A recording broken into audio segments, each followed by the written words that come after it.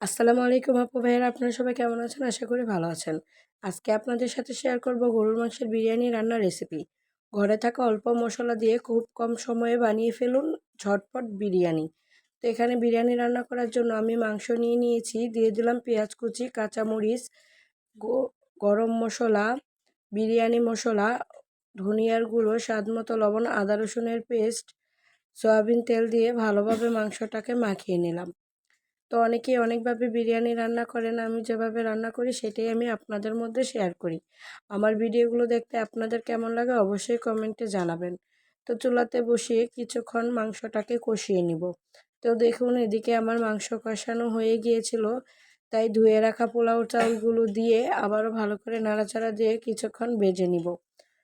তো দেখুন ফাইনালি এখানে আমার ভাজা হয়ে গিয়েছিল, তাই পরিমাণ মতো পানি দিয়ে দিলাম, আবারও কিছুক্ষণ রান্না করে নিব। তো ফাইনালি দেখুন বিরিয়ানিটা কেমন হয়েছে অবশ্যই কমেন্টে জানাবেন। এতক্ষণ ভিডিওটি দেখার জন্য অসংখ্য ধন্যবাদ।